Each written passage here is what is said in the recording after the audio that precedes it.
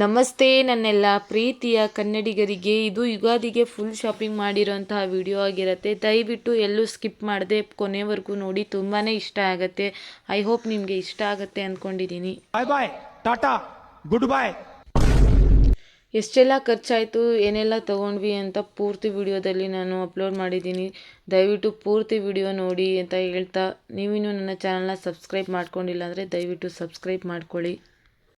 ಇದು Vishal mart locate ಆಗಿರುವಂಥ address ಹೇಳಬೇಕು ಅಂತ ಅಂದರೆ, ಚಿತ್ರದುರ್ಗದಲ್ಲಿ JCR ರೋಡಲ್ಲಿ ಲೊಕೇಟ್ ಆಗಿರುವಂಥ ವಿಶಾಲ್ ಮಾರ್ಟು ತುಂಬಾ ಚೆನ್ನಾಗಿದೆ. ಅದರ ಹೆಸರು ತಕ್ಕಂತೆ ವಿಶಾಲವಾಗಿದೆ. ಬಜೆಟ್ ಕೂಡ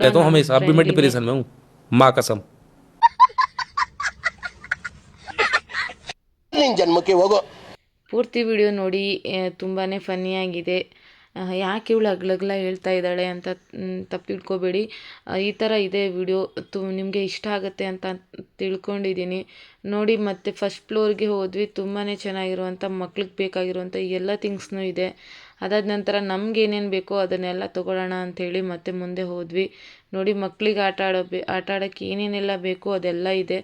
ನಮ್ಮ ಅಕ್ಕ ಅವರು ಒಂದು 3 ಸೌಟ್ ತೊಗೊಳ್ತೀವಿ ಅಂತ ಹೇಳಿದರು. ಸೊ ಅಂದರೆ ಸಾಂಬಾರು ಹಾಕೋದು, ಹಾಗೆ ಅನ್ನ ಬಡಿಸೋದು ಸೌಟ್ ಬೇಕು ಅಂತ ಹೇಳಿದರು. ಸೊ ಅದನ್ನೆಲ್ಲ ಅವರು ತಗೊಂಡ್ರು.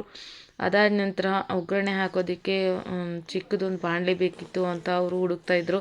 ಸೊ ನಾನು ತೋರಿಸ್ಕೊಟ್ಟೆ. ಅದಾದ ನಂತರ ಅವರು ಟೀ ಸೋಸೋದು ಕೂಡ ಬೇಕು ಅಂತ ಹೇಳಿ ಅದೆಲ್ಲ ಚೆಕ್ ಮಾಡ್ತಾಯಿದ್ವಿ. ಅದಾದ ನಂತರ ತುಂಬಾ ಚೆನ್ನಾಗಿರುವಂಥ ಡೆಕೋರ್ ಐಟಮ್ಸ್ನೆಲ್ಲ ಇತ್ತು. ನಮಗೆ ಏನೇನು ಬೇಕೋ ಅಷ್ಟೇ ತೊಗೊಂಡ್ವಿ. ನಾವು ಜಾಸ್ತಿ ತೊಗೊಳೋದಕ್ಕೆ ಹೋಗಲಿಲ್ಲ. ಅವಳೇನೋ ಹೇಳ್ತಾ ಇದ್ಲು, ನಾನು ಅದನ್ನು ಹೇಳ್ತಾ ಇದ್ದೆ. ನೋಡಿ, ಅವಳು ತುಂಬಾ ಬೇಕು ತುಂಬ ಪಾತ್ರೆ ಅದೆಲ್ಲ ಬೇಕು ಅಂತ ಅವಳು ಎಕ್ಸ್ಪೆಕ್ಟೇಷನ್ ಮಾಡ್ಕೊಂಬಂದಿದ್ಲು. ಬಟ್ ಬಡ್ಜೆಟ್ ಅಷ್ಟೊಂದು ಇರಲಿಲ್ಲ ಅಂಥೇಳಿ ನಮ್ಗೆ ಎಷ್ಟು ಬೇಕೋ ಅಷ್ಟೇ ತೊಗೊಂಡ್ವಿ. ಅದಾದ ನಂತರ ನಾನು ಆಲ್ರೆಡಿ ಹೇಳಿದ್ನಲ್ಲ, ಸೊ ಅದು ಹೂವಿಂದೆಲ್ಲ ಡೆಕೋರೇಟ್ ಐಟಮ್ಸ್ನೆಲ್ಲ ತುಂಬ ಚೆನ್ನಾಗಿತ್ತು. ಅದನ್ನೆಲ್ಲ 1-2 ಕ್ಲಿಪ್ಸ್ ತೊಗೊಂಡೆ. ತುಂಬಾ ಇಷ್ಟ ಆಯಿತು. ಅದಾದ ನಂತರ ನಮ್ಮ ಮಕ್ಕಳಿಗೆ 1-2 ಐಟಮ್ಸ್ ತೊಗೊಳ್ಳೋಣ ಅಂಥೇಳಿ ಹೋದ್ವಿ. ನೋಡಿ, ನಮ್ಮ ಅಕ್ಕ ನೋಡಿ ಚೆನ್ನಾಗಿದೆಯಾ ಅಕ್ಕ, ಇವಳೆ ವರ್ಷ ಅಂತ ನಮ್ಮ ಸೊಸೆ, ನಮ್ಮ ಅತ್ತಿಗೆ ಎಲ್ಲ ಬಂದಿದ್ದರು. ಸೊ ಅಲ್ಲಿಂದ ಮತ್ತೆ ನಾವು ಲಕ್ಷ್ಮೀ ಬಜಾರ್ ಕಡೆ ಹೊರಟ್ವಿ. ಪಾಪ ಆಟೋದವಣ್ಣನ ಪರಿಸ್ಥಿತಿ ನೋಡಿ, ಪೂರ್ತಿ ಟ್ರಾಫಿಕ್ ಜಾಮ್ ಆಗಿಬಿಟ್ಟಿತ್ತು. ಆದರೂ ಕೂಡ ನಮ್ಮನ್ನು ಫಸ್ಟಿಗೆ ಒಂದು ಆಟೋದಲ್ಲೇ ಹತ್ಕೊಂಡಿದ್ವಿ. ಅವರು ಇಲ್ಲ, ನಡ್ಕೊಂಡು ಹೋಗಿ, ತುಂಬ ರಶ್ ಇದೆ ಅಂತ ಹೇಳಿದ. ಪಾಪ ಅವಣ್ಣ ನೋಡಿ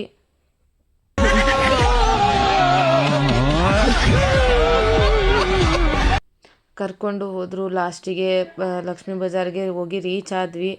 ಪಾಪ ಏನೂ ಅನ್ನಲಿಲ್ಲ, ಕೇಳಿದಷ್ಟೇ ದುಡ್ಡು ಕೊಟ್ವಿ. ಪಾಪ ಅಷ್ಟೊಂದೆಲ್ಲ ರಶ್ ಇತ್ತು ಅಂತ ಹೇಳಿ. ಅದಾದ ನಂತರ ನಮ್ಮ ಹುಡುಗಿ ಮುಖದಲ್ಲಿ ಖುಷಿ ನೋಡಿ, ಪೂರ್ತಿ ಅವಳಿಗೆ ಯಾವ ಥರ ಡ್ರೆಸ್ ಬೇಕೋ ಅದೇ ತೊಗೊಂಡ್ಳು.